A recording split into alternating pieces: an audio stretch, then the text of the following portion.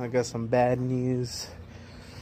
The V6 done took a shit, man. I fired it up beautifully. Started creeping about, I don't know, I would say like 6 feet it creeped, more or less, and they just died.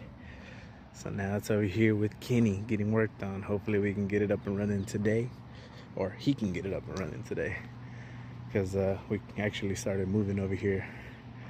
We moved all our shit over here, so I haven't been able to do anything aside from moving stuff. So there it is, sitting there, dead, not firing up. We should have it up and running though, hopefully. Guys, so here's the update of what's been going on with, the beast over there. Beast my ass. Anyways, I don't know if I can see the strap from here, but it's still up there. So pretty much the fucking truck creeped out maybe about 6 feet, took a shit, didn't fucking cut back on. Fired up beautifully. We don't know what the hell's going on with it. We went through everything we could possibly think of.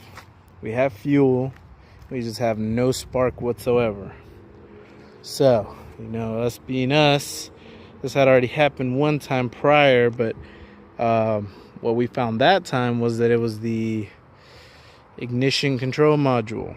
Well, anyways, so of course I went there first since it still had warranty. Changed that out, nothing. Changed out the crank trigger sensor because it was calling for it through the computer somehow, nothing.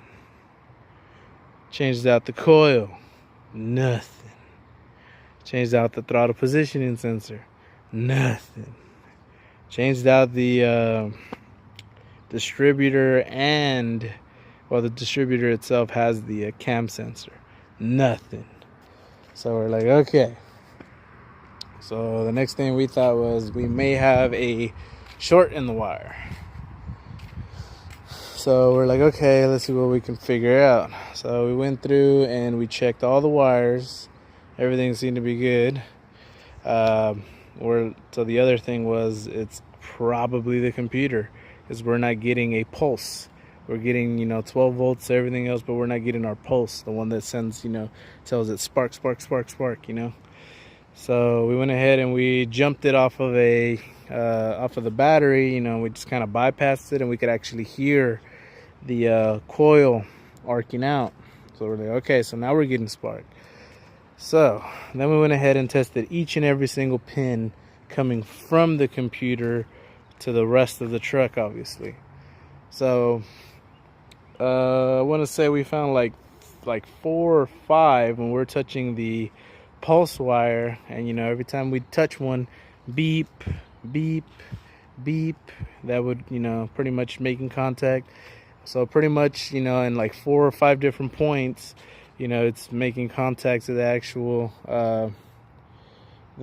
wire that sends the pulse. So we're like, okay, so if we're getting contact all the way through, that means that we don't have a break in the wire, so we should be good as far as the wire goes. So then the next thing that we're gonna go under the assumption now, or we're hoping, I don't know if anybody else has any intel on this, because we made sure we have ground, we made sure we had power, we just don't have a pulse.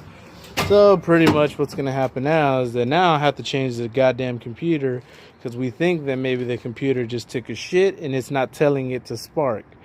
So hopefully this guy that my barbershop, the guy the guy that cuts my hair, he gave me his number, and hopefully he gets back to me and he lets me borrow a computer, or he lets me know if somebody can fix it for me, or he can tell me where I can get one from, because I need to get that truck up and running, because now I have a new job and I can't leave my wife and my kid without a car, and I need to daily something.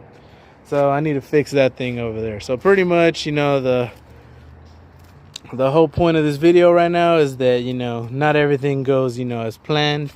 I was hoping that by now I would have already had the damn E-fans in, and I would have had I would have had it already tuned, and we were going to be good.